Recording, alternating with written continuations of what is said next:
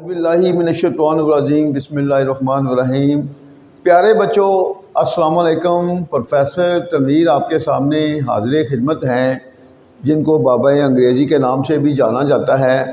आज प्यारे बच्चों, हम दोबारा आपके सामने हाज़िर खिदमत हो रहे हैं और आज जो हम एक स्पेशल काम करने जा रहे हैं वो है फर्स्ट ईयर के तलब इल्मों के लिए।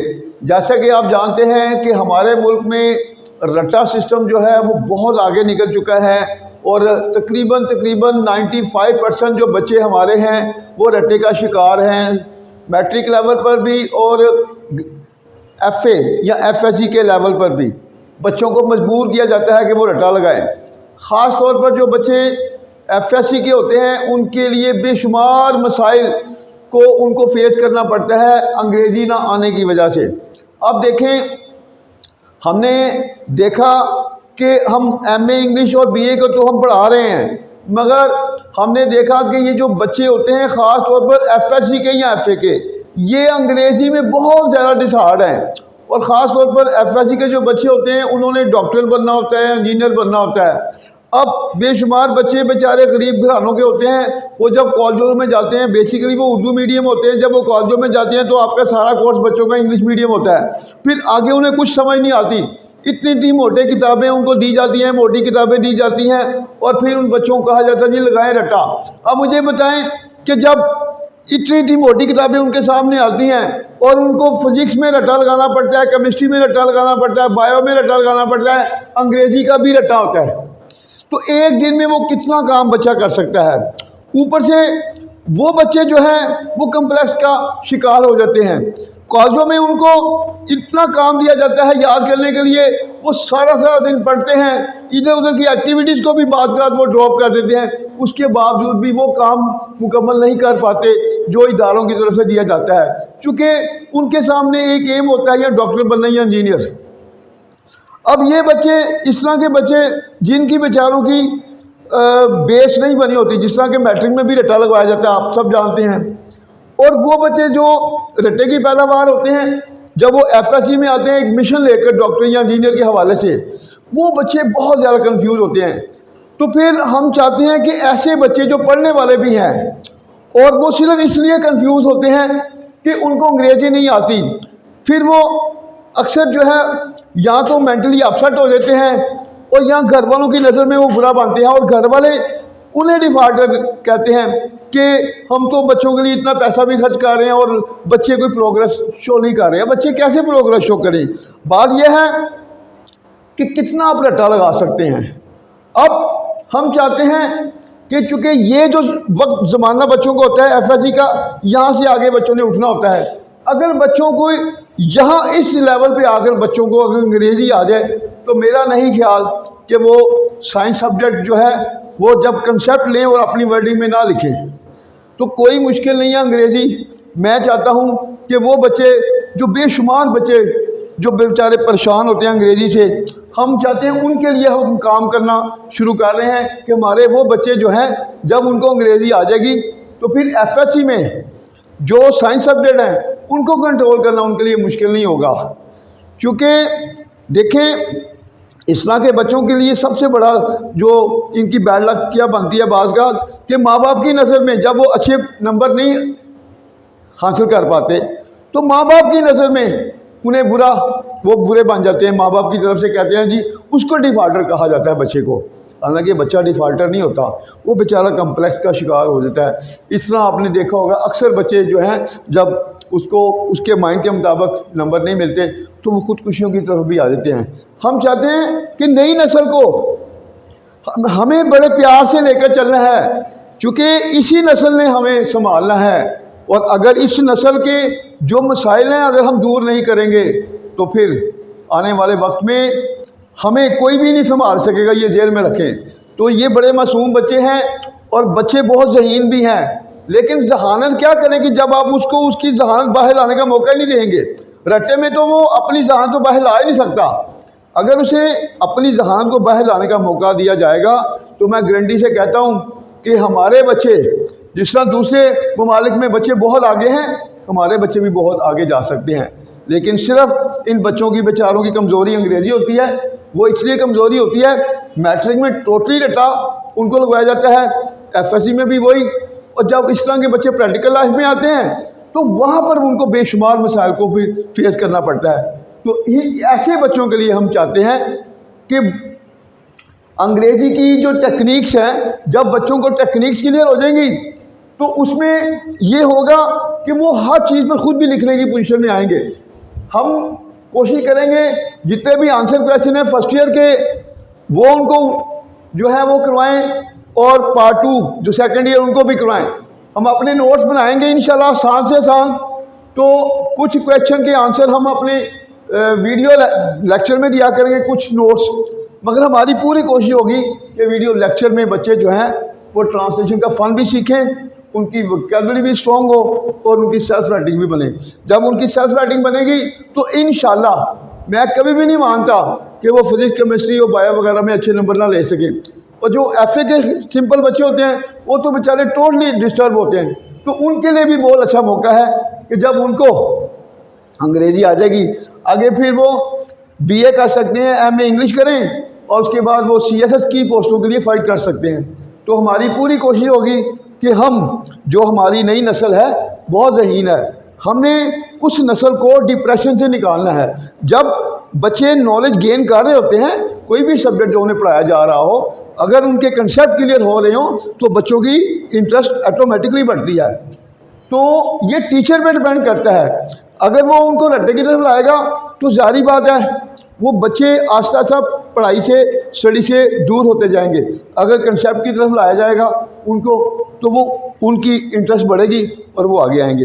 तो इंशाल्लाह हम अपने इन बच्चों के लिए अपनी पूरी फाइट करेंगे कि सारी ज़िंदगी वो हमें याद रखेंगे कि देखें पाकिस्तान में जिस बच्चे को अंग्रेज़ी का कंट्रोल हो गया वो किसी भी फील्ड में मार नहीं खा सकता। आज का जो हमारा टॉपिक है वो बटन है, और देखें आपको कहानी कितना ईजी लगेगी ये। तो इसके जो क्वेश्चन है साथ में क्वेश्चन का भी बताएंगे, उसका आंसर भी बताएंगे, और जो इसमें टेक्निक्स पाई जाती हैं उन टेक्निक्स के बारे में भी हम आपको अवेयरनेस देंगे। तो सबसे पहले जो हमारा क्वेश्चन है आज देखें, ये वैसे तो मोस्ट इंपॉर्टेंट क्वेश्चन है पेपर के पॉइंट ऑफ व्यू से। देखें, why did Norma consider the tone and attitude of mister Stewart offensive. अब बच्चे क्वेश्चन को रट्टा लगा रहे होते हैं, वो तर्जमा की तरफ आते ही नहीं है। अब हम आपको तर्जमा भी बताएंगे और ये भी बताएंगे कि इस फिक्रे में टेंस कौन सा यूज़ हुआ, जो जो टेक्निक्स होगी उन टेक्निक के बारे में भी अवेयरनेस देंगे। ये जो क्वेश्चन है बेसिकली पास्ट इंडेफिनिट का फिक्रा है ये, और इंटेरोगेटिव प्रोनाउन को शो कर रहा है। पास्ट इंडेफिनिट का फिक्रा अगर इंटेरोगेटिव प्रोनाउन को शो करता है तो नंबर 1 पर interrogative pronoun did, subject, verb की फर्स्ट फॉर्म, फिर ऑब्जेक्ट। ये फॉर्मेशन हम टेंसों के बारे में भी अपने इसी चैनल में इंशाल्लाह आपको अवेयरनेस देंगे। तो अब देखें तर्जमा फिर कैसे करते हैं। अंग्रेजी से उर्दू में तर्जमा करना भी एक फ़न है और उर्दू से इंग्लिश में तर्जमा करना भी फ़न है। अभी चूँकि हम अंग्रेज़ी में करवा रहे हैं तो ये अंग्रेज़ी की टेक्निक भी हम आपको बताएंगे कि तर्जमा कैसे बनता है। सबसे पहले हमने किसको पकड़ना है, सब्जेक्ट को, सवालिया फिक्रा है। अब क्या है, सब्जेक्ट को नंबर 1 पे रखेंगे, नॉर्मा ने क्यों, नॉर्मा ने क्यों, 2 लफ्ज़ पढ़े, नॉर्मा ने क्यों। अब नॉर्मा ने क्यों क्या कर, फिर इसमें से हमने पकड़ना है ऑब्जेक्ट। जब ऑब्जेक्ट पकड़ेंगे तो फिर हमारा जो फिक्रा ख़त्म होगा वो वर्ब पे ख़त्म होगा। 3 इसके हिस्से बनेंगे। पहले में सब्जेक्ट को पकड़ेंगे और अगर इंटेरोगेटिव प्रोनाउन है तो सब्जेक्ट और इंटेरोगेटिव प्रोनाउन दोनों साथ साथ चलेंगे। सेकंड में हम ऑब्जेक्ट को पकड़ेंगे और फिक्रे का जो खात्मा होगा वो वर्ब से होगा। अब देखिए सबसे पहले नॉर्मा, नॉर्मा ने क्यों, नॉर्मा ने क्यों। अब इसमें जो हमारा ऑब्जेक्ट चल रहा है, 2 ऑब्जेक्ट जा रहे हैं, टून है और एटीट्यूड है। अगर 2 ऑब्जेक्ट के दरमियान और आ जाए तो और से पहले वाले का तर्जमा करेंगे, फिर उसके बाद वाले का। आप देखें नॉर्मा ने क्यों। अब देखें मिस्टर स्टीवर्ट के, मिस्टर स्टीवर्ट के, यानी कि आपने राइट से लेफ्ट की तरफ आना। ये पूरा एक ऑब्जेक्ट है mister Stewart, the tone and attitude of mister Stewart, ये पूरा ऑब्जेक्ट है। ये सॉरी वर्ब है, हाँ जी ये पूरा ऑब्जेक्ट है, ये वर्ब है इसमें कंसीडर। नॉर्मा ने मिस्टर स्टीवर्ट के लहजे और रवैये को ऑफेंसिव, जारहाना क्यों समझा? फिर देखें, नॉर्मा ने पहले नॉर्मा लेके आएंगे सब्जेक्ट, नॉर्मा के बाद हम पकड़ेंगे ऑब्जेक्ट को, ये सब्जेक्ट है नॉर्मा ने अब यहां से मिस्टर स्टीवर्ट के लहजे और रवैये को, अब ये पूरा बन गया ऑब्जेक्ट, रवैये को जारहाना क्यों ख्याल किया। ख्याल करना वर्ब है, वो ख्याल करने पे फिक्रा ख़त्म हो रहा है।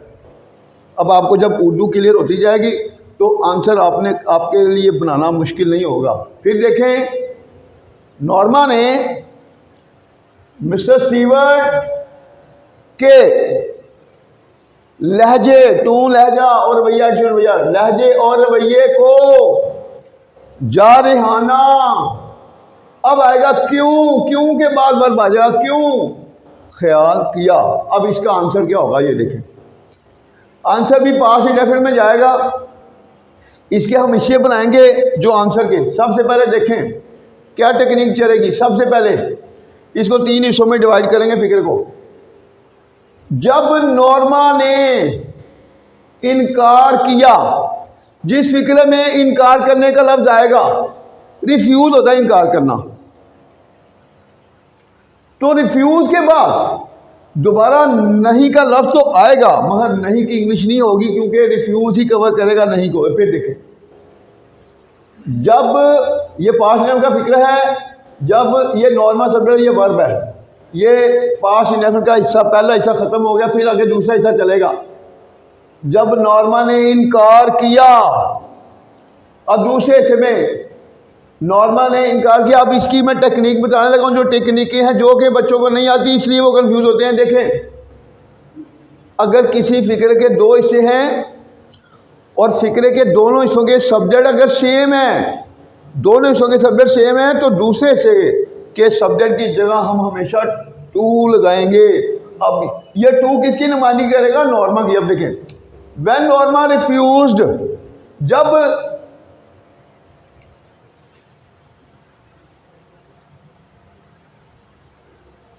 व्हेन नॉर्मा रिफ्यूज्ड, जब नॉर्मा ने इनकार किया। अब ये पास्ट टेंस का फर्स्ट पार्ट मुकम्मल हो गया। अब सेकंड पार्ट, क्या इनकार किया?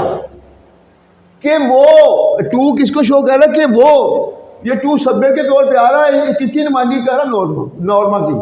और टू के बाद हमेशा वर्ब की फर्स्ट फॉर्म और ऑब्जेक्ट।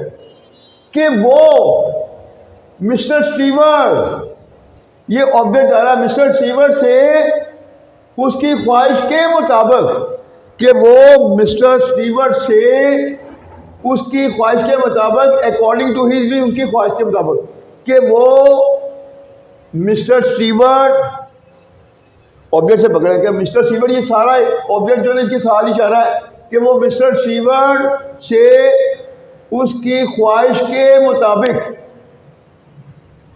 नहीं मिलेगी। अब नहीं मिलेगी, ये नहीं का लफ्ज इसी में क्लियर हो गया, रिफ्यूज में। अब व्हेन नॉर्मा रिफ्यूज, पहला हिस्सा मुकम्मल। जब नॉर्मा ने इनकार किया, किस बात से इनकार किया? कि वो मिस्टर स्टीवर्ट से उसकी ख्वाहिशात के मुताबिक नहीं मिलेगी।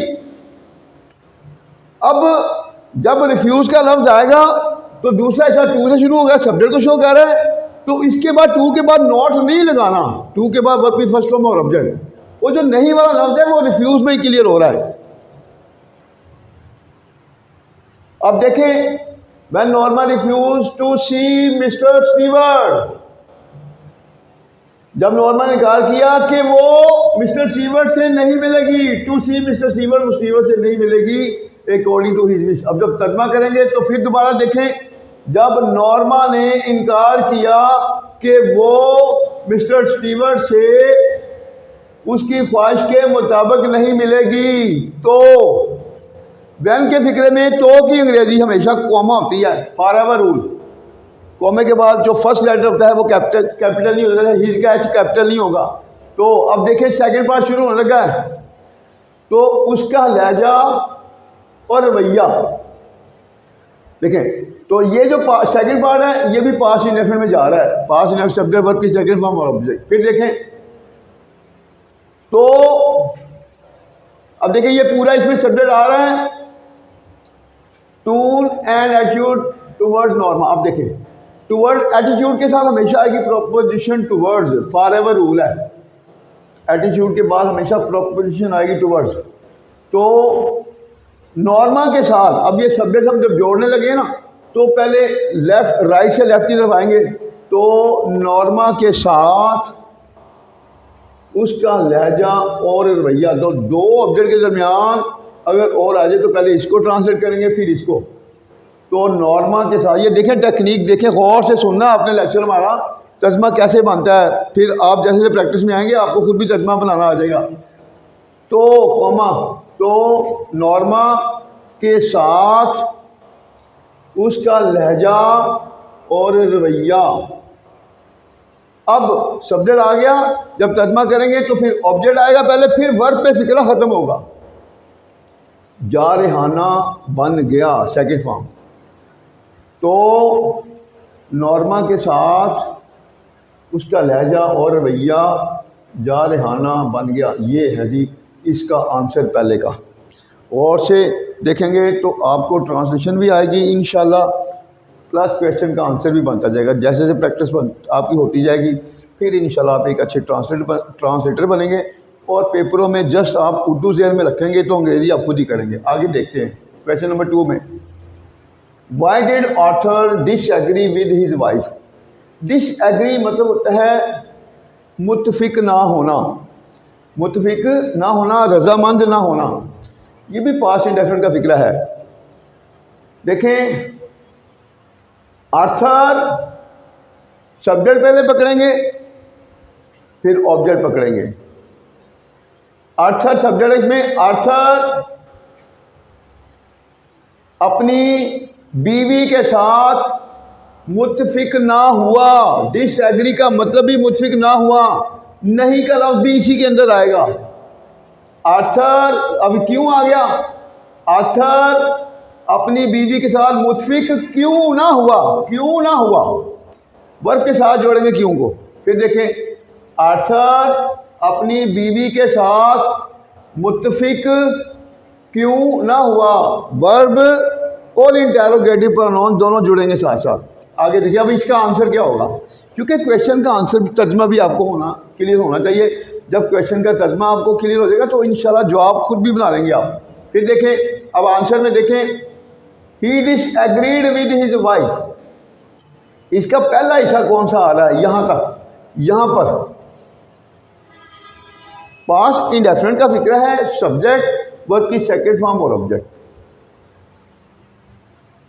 सब्जेक्ट वर्ब की सेकंड फॉर्म में वो सब्जेक्ट आ गया, ऑब्जेक्ट कौन सा है, वो अपनी बीवी के साथ मुत्तफिक ना हुआ। डिसएग्री मुत्तफिक ना हुआ, ना होना, वो सब्जेक्ट, वो अपनी बीवी के साथ, ऑब्जेक्ट के बाद फिर पीछे को आना आपने, वो अपनी बीवी के साथ मुत्तफिक ना हुआ। आपने देखा फिक्रा कहाँ पे ख़त्म हो रहा है, वर्ब पे।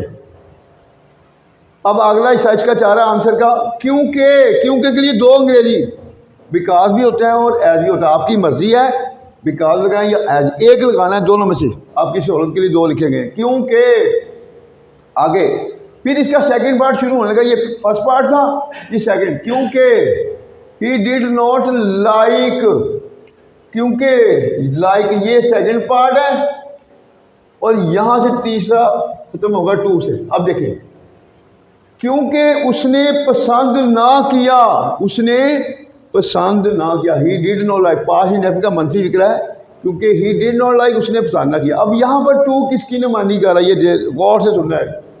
उसने पसंद ना किया, क्या पसंद ना किया, कि वो पैसों के लिए किसी को मारे। अब देखिए टेक्निकल पॉइंट, अगर किसी फिक्रे के दो हिस्से हों, पहला हिस्सा जो है वो माजी में है, और सॉरी पहला हिस्सा का सब्जेक्ट और दूसरे हिस्से का सब्जेक्ट दोनों सेम हो, तो दूसरे हिस्से के जो सब्जेक्ट की जगह हम टू लगाएंगे। के वो की अंग्रेजी हमेशा टू होगी, फॉर एवर रूल ये ध्यान रखें। और टू के बाद फॉरन वर्ब की फर्स्ट फॉर्म फिर ऑब्जेक्ट, टू के बाद फॉरन वर्ब की फर्स्ट फॉर्म और ऑब्जेक्ट। फिर देखें, क्योंकि उसने पसंद ना किया, पास्ट इंडेफिनिट का दूसरा, यहाँ पर दूसरा पार्ट मुकम्मल हो रहा है, उसने पसंद ना किया, subject verb did not verb की फर्स्ट फॉर्म और ऑब्जेक्ट। अब इसमें ऑब्जेक्ट नहीं है तो फिर नहीं है, तो फिर वर्ब पे ख़त्म हो रहा है। ही डिड नॉट लाइक, क्योंकि उसने पसंद ना किया। अब यहाँ पर तीसरा पार्ट शुरू हो रहा है, क्या पसंद ना किया, कि वो, टू का मतलब है कि वो, टू कौन है यहाँ पर, वही है उसका शोहर, आर्थर है टू, उसके लिए यूज हो रहा है। टू किसकी नुमाइंदगी कर रहा है, सब्जेक्ट की, वो की, कि वो। अब ये आ गया सब्जेक्ट। अब इसके बाद हमने पकड़ना ऑब्जेक्ट। दो तरीके हैं, दोनों मैं वे बताता हूँ आपको। एक तो यहाँ पर आ रहा है, उसके और वाला बात में पकड़ेंगे फिक्र, कि वो, अब ऑब्जेक्ट से पीछे पीछे आते जाएं, कि वो पैसों के लिए, कि वो पैसों के लिए किसी को मारे। ठीक है, उसने पसंद ना किया, क्या पसंद ना किया, कि वो की अंग्रेजी होगी टू, कि वो, अब सब्जेक्ट आ गया फौरन फिर ऑब्जेक्ट, कि वो ऑब्जेक्ट आ गया ये, कि वो पैसों के लिए ये ऑब्जेक्ट आ गया ना, ये इकट्ठे ही चलेगा, कि वो पहले यहाँ से एंड से भी पीछे आना है, कि वो पैसों के लिए किसी को मारे। ये है। आगे देखें, या ये वाला हिस्सा कर लें, या for the sake of money, पैसों की खातिर किसी को मारे। ये फॉर मनी कर सकते हैं या for the sake of money, आपकी मर्जी है, या फॉर मनी लगाएं या for the sake of money, दोनों का मतलब एक ही है, पैसों के लिए, पैसों की खातिर। तो ये आपका क्वेश्चन का आंसर मुकम्मल हो गया। क्वेश्चन नंबर 3 देखें, why did mister Stewart continue persuading Norma. अब यहाँ पर बहुत बड़ी टेक्निक चल रही है। यहाँ पर 99% बच्चे रटा लगाते हैं, ये भी जेल में रख लें। अगर मैं आपको अभी मेरा लेक्चर चल रहा है और मैं अभी आपको थोड़ा सा टाइम देता हूँ कि खुद ट्राई करें, तो आप तर्जुमा नहीं कर पाएंगे, क्योंकि वो रट्टा ही है। तो रट्टा जेल में रख लें। एक बार मैं बार बार जो यही कहता हूँ कि रट्टा कभी भी सपोर्ट नहीं करता, ये एक हवा के झोंके की तरह होता है। इल्म कभी भी इंसान को धोखा नहीं देता, ये जेल में रख लें। रट्टा समझ लें कि आपने पढ़ा ना पढ़ा, रट्टा एक ख्वाब है, डिग्री तो मिल गई है लेकिन नॉलेज नहीं मिला, और प्रैक्टिकल लाइफ में फिर आप टोटली ज़ीरो रहेंगे। इसलिए कोशिश करें रट्टे से बचें, कंसेप्ट की तरफ आएँ। सारी ज़िंदगी हमें भी दुआएं देंगे और आप ज़िंदगी में कोई मुकाम भी हासिल करेंगे। तो इंशाल्लाह हम पूरी फाइट करेंगे, आपको नॉलेज की तरफ लाएँ, कंसेप्ट की तरफ लाएँ। फिर देखें, ये भी पास्ट इंडेफिनिट में सवाल जा रहा है, ये कंटिन्यू, उसके साथ ही वर्ब आ गया है। कंटिन्यू के फ़ौरन बाद वर्ब की। अब आम स्टूडेंट कंफ्यूज होना चाहिए, क्योंकि उससे जो पढ़ाया जाता है ना बच्चों को, वो होता है कि कंटिन्यूस के फिक्रे में हेल्पिंग वर्ब आता है, फिर वर्ब के साथ आईएनजी का इजाफा। यहाँ तो हेल्पिंग वर्ब आया नहीं है, फिर वर्ब के साथ आईएनजी का इजाफा क्यों हुआ। फिर देखें, पास्ट इंडेफिनिट का फिक्रा है, यहाँ तक है पास्ट इंडेफिनिट का। Why did mister Stewart continue, continue का मतलब जारी रखना, मगर यहाँ पर जारी रखने की बजाय हम एक यूज़ इसमें आता है। देखें, कि मैं उर्दू में थोड़ा सा आपको बता दूँ, किसी भी फिक्रे में कोई काम जारी हो, मतलब उर्दू में पहचान, जिस फिक्रे में ता रहता है, ते रहते हैं, ती रहती है कि निशानी आ जाए, तो उसमें हम कंटिन्यू भी यूज़ करते हैं, कीप ऑन का भी यूज़ करते हैं, गो ऑन का भी, और फिर आगे टेंसों में चेंज होता है। मैं इसकी एग्जांपल दे देता हूँ वर्बली। मैं सोचता रहता हूँ, आई कंटिन्यू, कंटिन्यू के फ़ौरन बाद जब वर्ब आएगा यानी कि इजाफा, ब्रेक लगाए।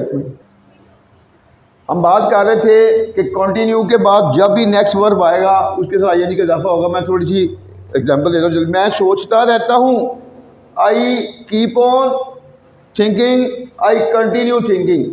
तो यहाँ पर इसना आई गो ऑन थिंकिंग भी होता है। यहाँ पर देखें कंटिन्यू के फ़ौरन बाद जो परसुएड होता है मतलब ये होता है कायल करना, माइल करना। अब देखें मिस्टर स्टीवर्ट, सब्जेक्ट आ गया मिस्टर स्टीवर्ट नॉर्मा को क्यों कायल करता रहा। इसका तर्जुमा ये होगा मिस्टर स्टीवर्ट नॉर्मा को क्यों कायल करता रहा, माजी है पास इंडेफिनिट में।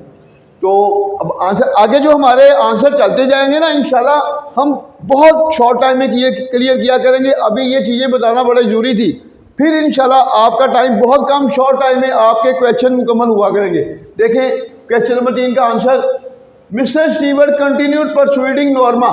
यहाँ पर जो आप पहला एक हिस्सा इसका आंसर का, मिस्टर स्टीवर्ट नॉर्मा को क्वाइल करता रहा पास्ट इंडेफिनिट, और पास्ट इंडेफिनिट के बाद जब वर्ब आएगा आईएनजी का इजाफा करेंगे, इसका तर्जुमा बनेगा मिस्टर स्टीवर्ट नॉर्मा को कायल करता रहा। ये मैं बाद में फिर इसको यूज के तौर पर भी बताऊंगा आपको।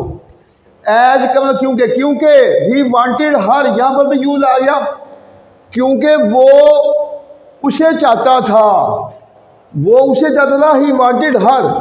ये दूसरा हिस्सा आ गया उसे चाहता था। अब क्या चाहता, अब के वो बटन को दबाए। अब के वो की इंग्लिश होगी टू। अब यहाँ पर टू किसकी नुमाइंदगी कर रहा है, हर की, मतलब उसकी वाइफ की। अब के वो बटन दबाए, अब के वो की इंग्लिश होगी टू। टू के फॉर्म पर वर्ब फर्स्ट फॉर्म में ऑब्जेक्ट, के वो बटन दबाए, बटन ऑब्जेक्ट और दोबारा पीपल, इस तरह के वो बटन दबाए। ये आंसर हो गया। उसके बाद ही बिलीव्ड, पास में उसका यकीन था, दैट के शी वुड बी रेडी। अब यहाँ पर उसका यकीन था, इसका पहला हिस्सा है कि वो तैयार होगा, हो जाएगी, वो तैयार हो जाएगी। फ्यूचर इंडेफिनिट का जो फिक्रा होता है, अगर वो सादा फिक्रा हो, वर्ब ना हो तो उसको सादा कहते हैं, तो विल भी यूज होता है और ऑब्जेक्ट।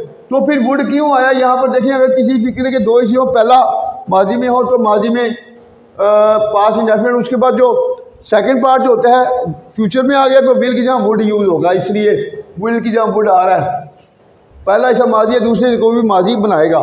उसका यकीन था कि वो तैयार हो जाएगी, she would be ready, be होने की इंग्लिश को शो कर रहा है, वो तैयार हो जाएगी। अब ये भी सब मुकम्मल हो गया। फिर टू किसकी नुमाइंदगी कर रहा है, टू के वो, अब के वो उस पेशकश को कबूल कर लेगी, वो तैयार हो जाएगी कि वो उस पेशकश को कबूल कर ले। और इसके दूसरे तरीके से भी कर सकते हैं, यहाँ पर टू के लिए भी हो सकता है। जब के लिए का लफ्ज आ जाए, के लिए के बाद भी फॉर्म वर्ब भी फर्स्ट फॉर्म लफ्ज आता है कि वो अब फिर इस तरह करेंगे कि वो पेशकश को कबूल करने के लिए तैयार हो जाएगी, कि वो पेशकश को कबूल करने के लिए, यहाँ पर टू के लिए का भी मतलब दे रहा है, के लिए तैयार हो जाएगी क्योंकि वो लालची है। अब पहला ऐसा माजी है, दूसरा माजी में जाएगा क्योंकि वो लालची है। अब इसमें हम क्या करेंगे, जब अंग्रेजी करेंगे तो वाज, उर्दू करेंगे तो इज आएगा। ऐशी वाली वो लालची थी नहीं कहेंगे, क्योंकि वो लालची है, क्योंकि वो लालची है। ये आस्था था इंशाल्लाह सारी चीज़ें पाएंगे।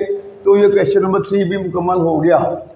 तो आज हम आपको 3 क्वेश्चन है, चौथा क्वेश्चन अगर कहते हैं तो वो जल्दी से करा लेते हैं। फिर उसके बाद हमने कहा कि मज़ीद हमारी बातें कम होंगी और प्रैक्टिकली हम ज़रा आपको करवाएंगे इंशाल्लाह, क्योंकि ये फर्स्ट लेक्चर था उसमें टाइम ज़्यादा लगा। आइंदा इंशाल्लाह शॉर्ट टाइम में सिलसिला बनेगा। चौथा क्वेश्चन है, इंपॉर्टेंट क्वेश्चन है बहुत ज़्यादा।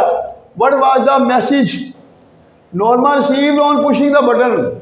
सादा लिख रहा है वो क्या पैगाम था जो नॉर्मा ने बटन दबाने पर मसूल किया। अब देखिए इसका आंसर क्या है, 2 तरह से बन सकता है इसका आंसर।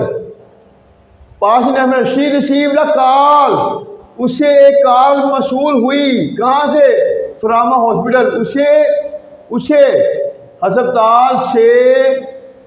अस्पताल से कॉल मसूल हुई। सब्जेक्ट के बाद एंड से के। अब दूसरा हिस्सा के, उसका शौहर हादसे में अपनी जान को खो चुका है। प्रेजेंट परफेक्ट है तो यहाँ हमने हैड यूज किया है। पहला हिस्सा माजी है तो इसलिए प्रेजेंट परफेक्ट चेंज होगा पास्ट परफेक्ट में।